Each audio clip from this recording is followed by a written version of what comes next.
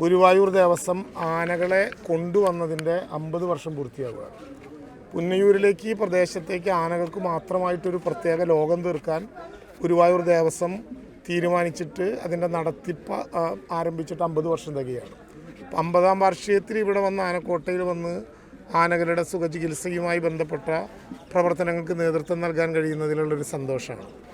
ഇവിടുത്തെ ഒരു പ്രത്യേകത ആയുർവേദവും അലോപ്പതിയും എല്ലാം കൂട്ടിച്ചേർത്തുകൊണ്ട് ആനയുടെ സമൂലം അതിൻ്റെ ശാരീരിക അവയവങ്ങൾ, ആന്തരിക അവയവങ്ങൾ എല്ലാം ഗുണകരമാകുന്ന വിധത്തിൽ അഴകും ആരോഗ്യവും ഒക്കെ പ്രദാനം ചെയ്യാൻ കഴിയുന്ന വിധത്തിലുള്ള ഒരു ചികിത്സാ സമ്പ്രദായമാണ് ഇവർ തയ്യാറാക്കി 30 ദിവസത്തേക്ക് വേണ്ടി നടത്തുന്നത്. ഇന്ന് നമ്മുടെ നാട്ടിലൊരു വളരെ പ്രധാനപ്പെട്ട പ്രശ്നം നിലനിൽക്കുന്നുണ്ട്.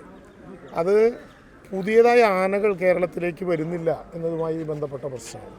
അതൊരു ഗുരുതരമായിട്ടുള്ള വിഷയമായി എല്ലായിടത്തും ചർച്ച ചെയ്യുന്നുമുണ്ട്.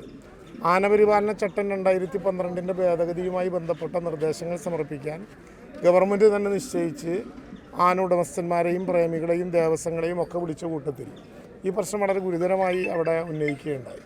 സ്വാഭാവികമായിട്ടും ആനപ്രേമികളെ സംബന്ധിച്ചിടത്തോളം ചെറുതെങ്കിലും ഒരു നിരാശയുണ്ടാക്കുന്നതാണ് ഉള്ളതിങ്ങനെ ചെരിഞ്ഞോ അസുഖം വന്ന് തളയ്ക്കപ്പെട്ടോ അവസാനിച്ചാൽ പുതിയ പുതിയ ഉത്സവങ്ങളുടെ കേന്ദ്രത്തിലേക്ക് ആനകൾ വരുന്നില്ല. ഈ പ്രശ്നം ഗൗരവമായി തന്നെ സർക്കാർ ചർച്ച ചെയ്യുന്നുണ്ട്.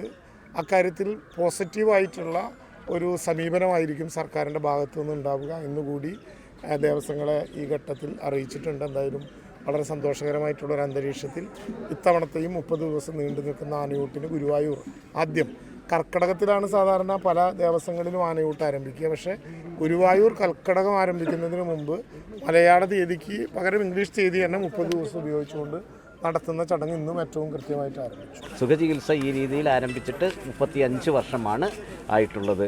ഇത്തവണയും സാധാരണയിൽ നിന്നും സാധാരണ ചെയ്തു വരുന്നത് പോലെ തന്നെ ആയുർവേദത്തിൻ്റെയും അലോപ്പതിയുടെയും ഒരു സമന്വയമാണ് ഈ ചികിത്സാ പദ്ധതിക്ക് വേണ്ടി നമ്മുടെ എക്സ്പേർട്ട് കമ്മിറ്റി ഇതിന് നിർദ്ദേശിച്ചിട്ടുള്ളത്. അതിനനുസരിച്ചുള്ളൊരിതാണ് ഇവിടെ നടന്നുകൊണ്ടിരിക്കുന്നത്.